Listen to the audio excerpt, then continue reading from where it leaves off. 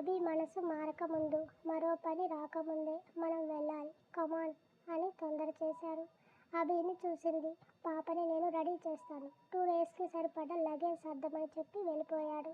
స్వప్న షాక్తో చూస్తూ వెళ్ళి లగేజ్ సర్ది పీచ్ కలర్ చుడిదార్లో వచ్చింది. సింపుల్ టీజ్ జీన్స్లో వచ్చిన అభిని అతని చేతిలో కాటన్ ఫ్రాక్లో, పింక్ కలర్ స్వెటర్లో టెడ్డీ బేర్లా ఉన్న హరిణిని చూసి తనని ఎత్తుకొని ముద్దాడింది. అందరూ రెడీ అయ్యి కార్లో ఎయిర్పోర్ట్కు స్టార్ట్ అయ్యారు. చిన్న ట్రిప్ అని ఎయిర్పోర్ట్కి తీసుకెళ్తుంటే ఆకాశంలో కిందనే ఎగురుతున్న విమానాలు చూస్తున్న స్వప్న కళ్ళు ఇంతంతా చేసి చిన్నపిల్లల ఎగ్జైట్ అవుతుంది. తాతగారు ఎక్కడికో చెప్పండి అంది. నాకు తెలియదు. మీకు తెలియదా? ఎక్కడికైనా తీసుకెళ్లరా అని అడిగాను. సరే అన్నాడు. వెళ్ళడం ఇంపార్టెంట్ కదా అని ఎక్కడికి ఏంటి అని వివరాలు అడగలేదు. అభిని అడిగితే అనుకొని ఎక్కడి వరకు వెళ్తున్నాం సార్ అంది. ఫ్లైట్ ఎక్కడ ల్యాండ్ అయితే అక్కడికి అన్నాడు యాటిట్యూడ్గా. బాబోయ్, బాబులో ఈ యాంగిల్ కూడా ఉందా అని షాక్ అయ్యి గమ్మున అతని వెంట వెళ్ళింది. చెక్కింగ్ అయ్యాక ఫ్లైట్ ఎక్కుతుంటే విమానాన్ని చూడటమే ఫస్ట్ టైం తాతగారు, అలాంటిది ఎక్కుతున్నాను అంది సంబరంగా. మీ ఇద్దరూ కలవాలే కానీ చిన్నప్పటి నుంచి నువ్వు పొందలేని ప్రేమని అంతా నీ ముందు రాసులు పోస్తాడమ్మా అభి. మీ జంటని ఒక్కటి చెయ్యమని ప్రతిరోజు ఆ భగవంతుణ్ణి వేడుకుంటున్నానని తనకిచ్చిన సీట్లో కూర్చున్నారు విశ్వనాథ్ గారు. అభి, స్వప్న సీట్స్ ఒకే దగ్గర వచ్చాయి.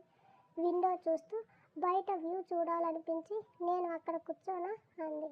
తనని విండో వైపు పంపించి స్మాల్ బ్యాగ్స్ పైన పెట్టి పాపని ఒళ్ళో కూర్చోబెట్టుకొని కూర్చున్నాడు అభి. విండోని తడుముతూ బయట ఫ్లైట్ ఎక్కుతున్న మనుషుల్ని చూసి ఇక్కడ అంతమంది ఎలా పడతారు అని అడిగింది. ఇది బిజినెస్ క్లాస్, టికెట్ ప్రైస్ ఎక్కువ, సో సీట్స్ తక్కువ ఉంటాయి. ఎకనామీలో వాళ్ళంతా ఎక్కుతారు అని చెప్పి సీట్ బెల్ట్ పెట్టుకో అన్నాడు. ఎలా పెట్టుకోవాలి అంటున్న ఆమెని అక్కడే ఉన్న మాన్యువల్ బుక్ ఇచ్చి చదవమన్నాడు. అది చదివి సీట్ బెల్ట్ పెట్టుకుంది. ఫ్లైట్ జర్నీ ఏవైనా ప్రమాదాలు జరిగితే ఏం చేయాలో అన్నీ ఉన్నాయి బుక్కులో. ఎదురు సీటుకి చిన్న స్క్రీన్ ఉంది. అందులో ఫ్లైట్ టైమింగ్స్ నుంచి మూవీస్ వరకు వస్తుంటే కళ్ళు మిటకరించి మరీ చూస్తుండగా టేకాఫ్ అవుతుందని అనౌన్స్మెంట్ వినిపించింది. ఫ్లైట్ కొంచెం కదులుతుంది, భయపడకు అని చెప్పాడు అభి. ఏం అవ్వదు కదా అంది. నో, ఎయిర్లో ఎగురుతుంది కదా, కొంచెం సేపే అని చెప్పాడు. అయినా టేకాఫ్ టైంలో భయంతో అభి చెయ్యి గట్టిగా పట్టుకుని ఏం కాకూడదని దేవుణ్ణి వేడుకుంది. ఆమె భయం చూసి పాప నవ్వింది. కాసేపటికి అంతా నార్మల్ అవ్వడంతో ముఖానికి పట్టిన చెమట తుడుచుకుంటూ అమ్మయ్య అంది. డిన్నర్ టైం అవ్వడంతో ఎయిర్ హోస్ట్ని పిలిచి ఫుడ్ ఆర్డర్ ఇచ్చాడు. విశ్వనాథ్ గారు వాళ్ళకి ముందు సీట్లో ఉన్నారు. తాతగారు మీరు ఓకే కదా అంది. ఆయన నవ్వి స్వప్న అన్నారు. భోజనం పెట్టమంటారా అడుగుతున్న స్వప్నాని విచిత్రంగా చూస్తూ ఇది ఇల్లు కాదు, కాస్త చేతులకు పని తగ్గించు అన్నాడు. మూతి బిగించి కూర్చుంది. డిన్నర్ వచ్చాక అభి తినిపిస్తుంటే బుద్ధిగా తింటుంది హరిణి. అక్కడ కూడా రెస్టారెంట్లో వెరైటీ ఫుడ్ చూసి ఫ్లైట్లో కిచెన్ ఉంటుందా, ఇన్ని వెరైటీస్ చేశారు అని తింటూ చాలా బాగుంది అని లొట్టలు వేసింది. ఏం ఉంటే వెళ్ళి ప్యాసింజర్స్ అందరికీ వంట చేసి పెడతావా అన్నాడు. తప్పేముంది, ఆశ్రమంలో ఇంతకన్నా ఎక్కువ మందికి వండేదాన్ని. చిన్న నవ్వు అతని పెదవిపై మెరిసి మాయమైంది. మీరు తినండి, పాపకి నేను పెడతానని మిగతా సగం ఫుడ్ తాను తినిపిస్తుంటే అభి తన డిన్నర్ కంప్లీట్ చేశాడు. ఎంతసేపు జర్నీ అని అడిగింది. 3 hours, నిద్ర వస్తే పడుకో అన్నాడు.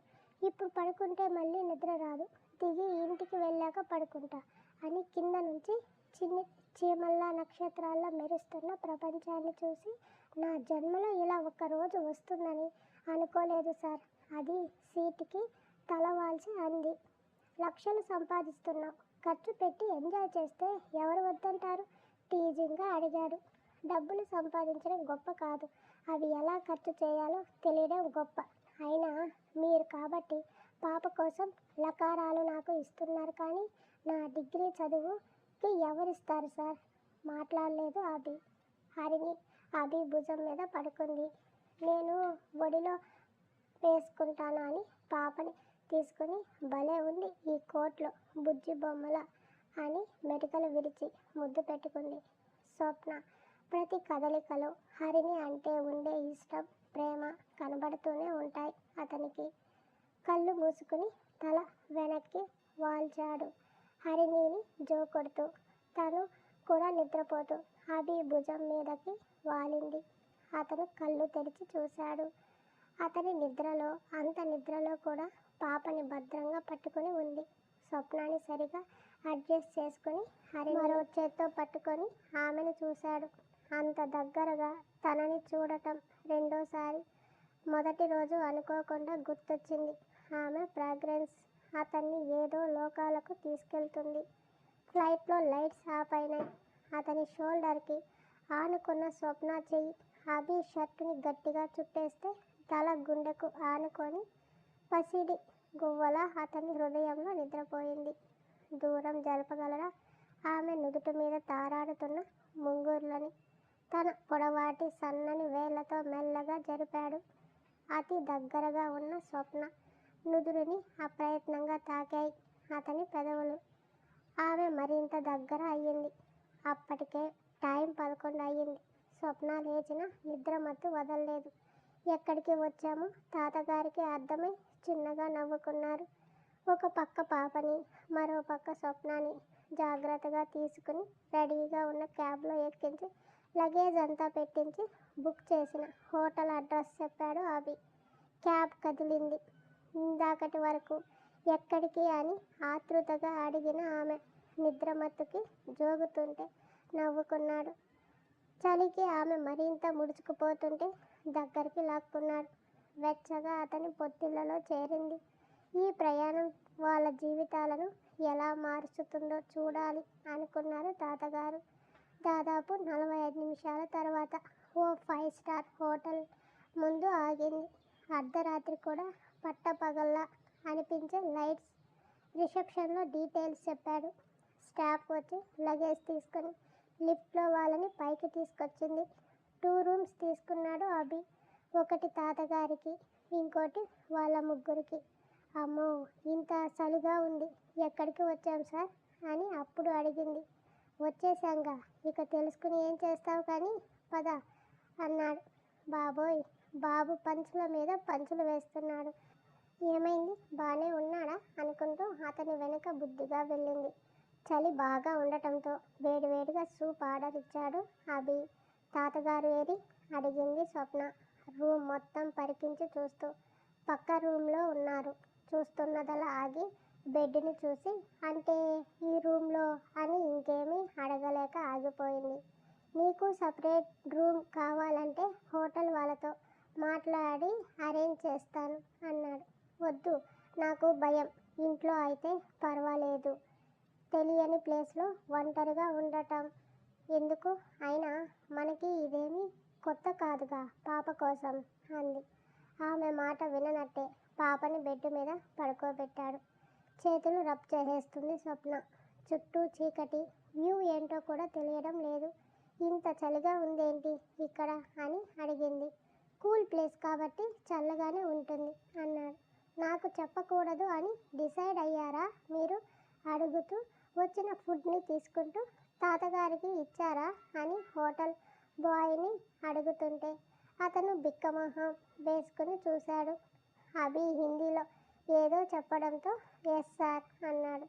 అతని వెంట వెళ్ళిన అభి తాతగారితో మాట్లాడి గుడ్ నైట్ చెప్పి వచ్చేశాడు. ఏంటి, అతనికి తెలుగు రాదా అంది. తెలుగు స్టేట్ కాదుగా అన్నాడు. అమ్మో, ఈ సస్పెన్స్ ఏంటో నాకేం అర్థం కావట్లేదు అంటూ వెచ్చని సూప్ బౌల్ని అరచేతుల్లో పట్టుకొని వేడిని ఫీల్ అవుతూ సోఫాలో కూర్చొని వేడివేడిగా ఆస్వాదిస్తుంది. డోర్ క్లోజ్ చేసి తను సూప్ తాగాడు అభి. ఇద్దరి బౌల్స్ తీసి పక్కన పెట్టి చలిగా ఉందని నాకు చెప్పుంటే స్వెటర్ తెచ్చుకునేదాన్ని కదా అంది బ్లాంకెట్ని చుట్టేసుకుంటూ. మార్నింగ్ షాపింగ్ చేసేటప్పుడు కొనిస్తాను అన్నాడు. ఇంకేం మాట్లాడలేదు ఆమె. నిద్ర వస్తుంది అంటూ పాపని హత్తుకుని ముసుగేసేసింది. కాసేపు కాల్స్ మాట్లాడిన అభి కూడా లైట్ ఆఫ్ చేసి పడుకున్నాడు. ఉదయం తెల్లవారుతుండగా మెలకు వచ్చిన స్వప్న ఒళ్ళు విరుస్తూ లేచి కూర్చుంది. అభి గుండెల్లో ఉంది హరిణి. సన్నని వెలుగు రేఖలు కిటికీ గుండా వస్తుంటే మంచం దిగి వెళ్ళి కర్టెన్స్ సైడ్కి లాగింది. అంతే, ఆమె కళ్ళు ఆల్చిప్పల్లా పెద్దవయ్యాయి. ఎదురుగా తెల్లని మంచుతో ఆకాశాన్ని తాకే మంచు పర్వతాలు, దిగువన నీళ్లతో సరస్సు, అందులో ఈదుతున్న తెల్లని బాతులు. తమ హోటల్కి ఆ వ్యూ ఎంత అందంగా కనిపిస్తుందంటే సగం ఊరంతా కనబడుతుంది. వావ్ అనుకోకుండా ఉండలేకపోయింది. ఆకాశంలో మబ్బుల బదులు మంచే కనబడుతుంది. కిటికీ మీద పడిన ఆవిరికి చెయ్యి పెట్టింది. తన చేతి అచ్చు అలాగే పడిపోయింది. విండో ఓపెన్ చేసి బాల్కనీలోకి వెళ్ళిన స్వప్న మంచు కురుస్తుంటే చిన్నపిల్లల కేరింతలు కొడుతూ ఆ మంచు ముక్కల్ని అరచేతుల్లో పట్టుకుంది. ఇది ఏ ఊరో ఏమీ అర్థం కావడం లేదు. తనకి చుట్టూ చాలా నిశ్శబ్దంగా, ప్రశాంతంగా, ఏ చడి చప్పుడు లేకుండా ఎంతో హాయిగా ఉంది. చలి పుట్టి చేతులు వంకర్లు తిరుగుతున్నాయని లోపలికి వచ్చి కిటికీ వేసేసింది. అభి లేడు బెడ్ మీద. వాష్రూమ్లో వాటర్ సౌండ్ వినపడుతుంటే టేబుల్ మీద ఉన్న బుక్ తీసుకుంది. ఆ బుక్ చదవగా ఆమెకి అర్థమైంది. తను వచ్చింది జమ్మూ అండ్ కాశ్మీర్, అది కూడా కాశ్మీర్లోని శ్రీనగర్. షాక్తో బిగుసుకుపోయింది. తను వచ్చింది కాశ్మీర్ కా? అంటే అవి హిమాలయ పర్వతాల? నోరు తెరుచుకుంది. టవల్తో తల తుడుచుకుంటూ వచ్చిన అభి బుక్లో తల దూర్చేసిన ఆమెను చూసి, తెలుసుకున్నావా ఎక్కడికి వచ్చాము అంటూ ట్రాలీ బ్యాగ్ ఓపెన్ చేశాడు.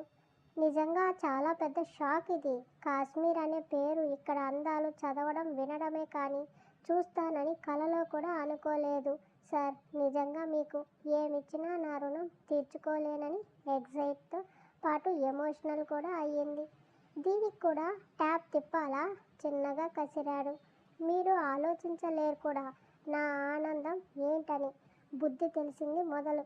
మన ఊర్లో ఏమున్నాయో కూడా పూర్తిగా తెలియని నాకు హిమాలయాలు చూడటం పెద్ద విషయం. జీవితంలో మర్చిపోలేని మధుర స్వప్నం అంది. ఇట్స్ ఓకే చెప్తూ, ఇక్కడే లేట్ చేస్తే ఇక బయటికి వెళ్ళి ఎప్పుడు చూస్తాం, రెడీ అవ్వు అన్నాడు. హా అని హరిణి లేస్తే తనతో పాటు తీసుకెళ్ళి హాట్ వాటర్ బాత్ చేయించి టవల్ ర్యాప్ చేసి తీసుకొచ్చి అభికి ఇచ్చి డ్రెస్ తీసుకుని వెళ్ళింది. ఆమె స్నానం చేసి రెడీ అయి వచ్చేసరికి హరిణిని రెడీ చేశాడు అభి. తాతగారు కూడా రావడంతో ముగ్గురు కిందకి వచ్చి బ్రేక్ఫాస్ట్ చేసి హోటల్ వాళ్ళు అరేంజ్ చేసిన కార్లో ఫస్ట్ మొఘల్ గార్డెన్ చూడటానికి వెళ్ళారు. రంగురంగుల పూలతో ముగ్ధ మనోహరంగా ఉంది తోట.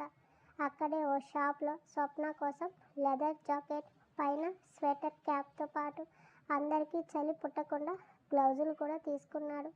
పాపతో స్వప్న, తాతగారు ఇద్దరు చిన్నపిల్లలు అయిపోయారు.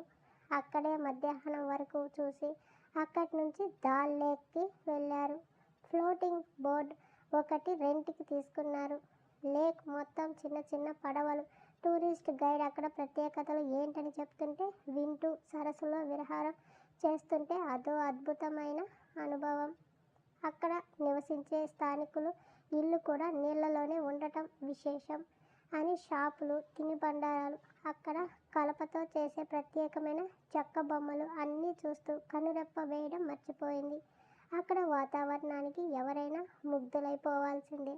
పాప కోసం కొన్ని బొమ్మలు తీసుకుని స్వప్న బోట్లో వాళ్ళే ఫొటోస్ తీస్తామని చెప్పి కాశ్మీర్లో వేషభాషలకు అనుగుణంగా వాళ్ళ దగ్గర ఉన్న సరంజామాతో హరిణిని క్యూట్గా రెడీ చేసి పిక్స్ తీశారు.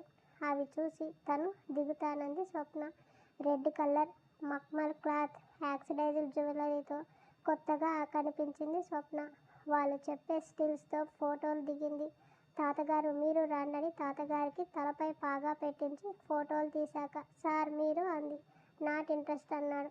మూతి తిప్పుకుంది. బోట్ రైడ్ అయ్యేసరికి ఈవినింగ్ అవ్వడంతో టైర్డ్ అయ్యి తిరిగి హోటల్కి వచ్చారు. తీసుకున్న ఫొటోస్ ఆల్బమ్ చూసి మురిసిపోతూ, భలే వచ్చాయి ఫొటోస్ అని. రేపు ఎక్కడికి వెళ్తున్నాం అంది. ఎక్కడికి వెళ్ళాలనుకుంటున్నావు అని అడిగాడు అభి. జమ్మూ దగ్గర వైష్ణోదేవి ఆలయం ఉందని చదివాను, శక్తిపీఠం కూడా. వీలైతే అక్కడికి తీసుకువెళ్తారా సందేహంగా అడిగింది. నో అనేశాడు క్షణం ఆలోచించకుండా. అనుకున్నాను అని ఫీల్ అవుతూ ఆ రాత్రి అమ్మవారికి దండం పెట్టుకొని, అమ్మ నిన్ను దర్శించాలని నాకు రాసిపెట్టి ఉంటే తప్పకుండా వస్తాను అని కళ్ళు మూసుకుంది. నెక్స్ట్ డే స్వప్న ఫ్రెష్ అవ్వడానికి వెళ్తుంటే ఆపి ఆమెకు కవర్ ఇచ్చి ఈ డ్రెస్ వేసుకో కంఫర్ట్గా ఉంటుందని చెప్పాడు. ఏం డ్రెస్ అనుకుంటూ తీసిన తనకి white jeans Kashmir apple red woollen T-shirt కనిపించింది. ఇవా తెల్ల మొహం వేసింది. చీర డ్రెస్ కంటే జర్నీకి బాగుంటాయని చెప్పి కింద వెయిట్ చేస్తుంటాం వచ్చేయమని వెళ్ళాడు.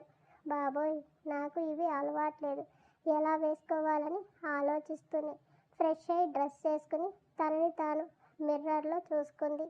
కళ్ళని అద్దానికి అతికించేసింది. వావ్ స్వప్న ఇది నువ్వేనా? అసలు ఇంత కరెక్ట్ సైజ్ డ్రెస్ ఎప్పుడు తీసుకున్నాడు? తీసుకున్నా నిన్న ఇవ్వకుండా ఇప్పుడే ఎందుకు ఇచ్చాడు అనుకుంటూ జడ వేసుకొని చలికి స్వెటర్ క్యాప్ కూడా తొడుక్కొని కిందకు వచ్చింది. మెట్లు దిగి వస్తున్న స్వప్నాన్ని చూసిన అభి కళ్ళలో స్పార్క్ క్షణం మెరిసి మాయమైంది. స్వప్న నువ్వేనా? భలే ఉన్నావు ఈ డ్రెస్లో అన్నారు తాతగారు. ఆయన కూడా జీన్స్ వేసుకున్నారు. తాతగారు మీరు జీన్స్ అని నవ్వింది. బాగుందా అన్నారాయన వెనుక రోజులకు వెళ్తూ. చాలా బాగున్నారు అంటూ అభిని చూసింది. అతని చూపు తన మీదే సూటిగా ఉండటం గమనించిన ఆమె చెంపల్లో వెచ్చని రక్తం పొంగి చెక్కిళ్ళు చెర్రీలు అయ్యాయి. తడబడిన స్వప్న హరిని నేతుకొని అతనికి కనబడకుండా తాతగారి పక్కకు వెళ్ళింది. బ్రేక్ఫాస్ట్ చేశాక పాప కోసం వేడి పాలు ఫ్లాస్క్లో నింపి ఇడ్లీ కొని స్నాక్స్ కూడా ప్యాక్ చేసి తను క్యారీ చేసే హ్యాండ్ బ్యాగ్లో పెట్టుకొని పాప కోసం ఎక్స్ట్రా పెయిర్ డ్రెస్ కూడా పెట్టింది. అక్కడి ఫేమస్ ఛాయ్ తాగి క్యాబ్ రావడంతో ఎక్కారు. అభి చెప్పిన అడ్రస్కి స్టార్ట్ అయ్యాడు డ్రైవర్. నిన్నటి మొఘల్ గార్డెన్లోని విశేషాలు, అక్కడ చూసిన వాటర్ ఫౌంటైన్, తిన్న ఫుడ్ అన్నీ మాట్లాడుకున్నారు స్వప్న తాతగారు. ఓ పావుగంట జర్నీ తర్వాత ఓ ప్లేస్లో కార్ ఆగింది. అక్కడ గుర్రాలని చూసిన స్వప్న కళ్ళు ఆల్చిప్పలు అయ్యాయి.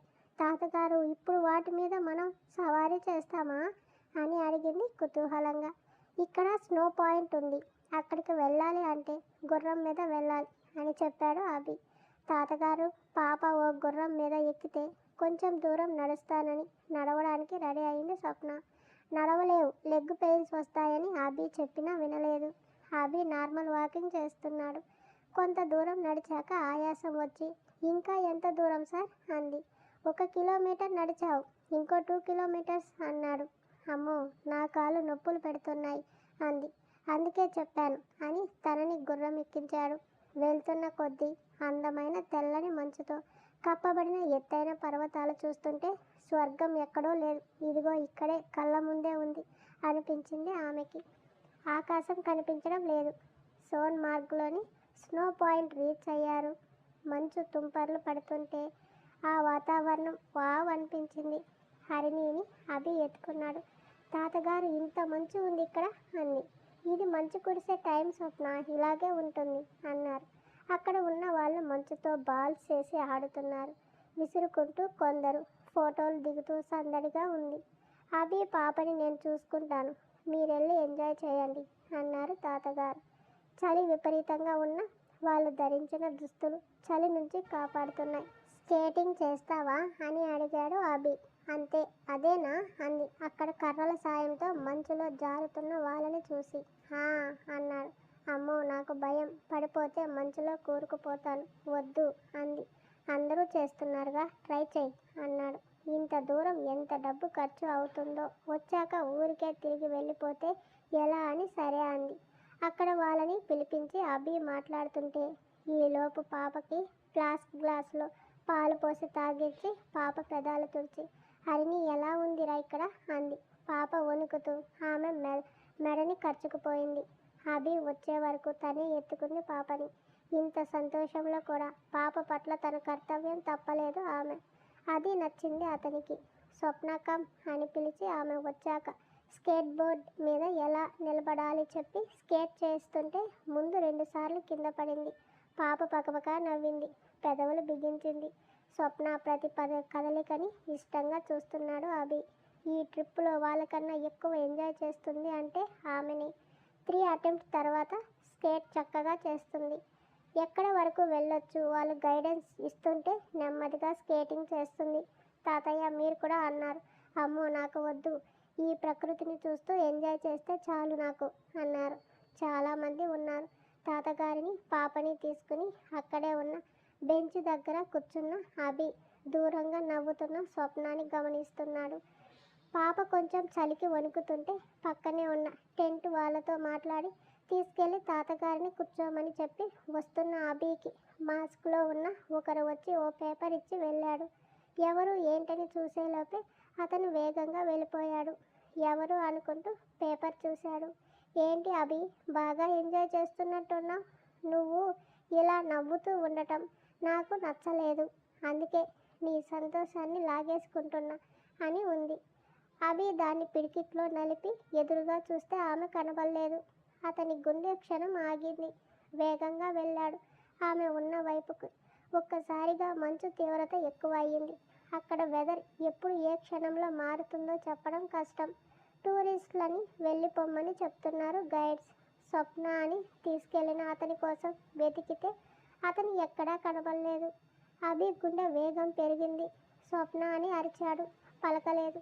కనబడిన వాళ్ళని అడుగుతుంటే మాకు తెలీదని కురుస్తున్న మంచు వర్షానికి పరుగులు పెడుతుంటే స్వప్న అని దిక్కులు దద్దరిల్లేలా అరిచాడు. ఏమైంది సార్ అని ఒకరు అడిగితే చెప్పాడు. ఇక్కడ కొంతవరకే అనుమతి ఉంటుంది. తర్వాత అంతా రెస్ట్రిక్టెడ్ ఏరియా. వెళ్ళకూడదు. లోయలు ఉంటాయి. జారి పడితే బాడీ కూడా దొరకదు. మీరు త్వరగా వెళ్ళిపోండి, లేదంటే మంచు కప్పేస్తుంది అనేసి వెళ్ళిపోయాడు అతను.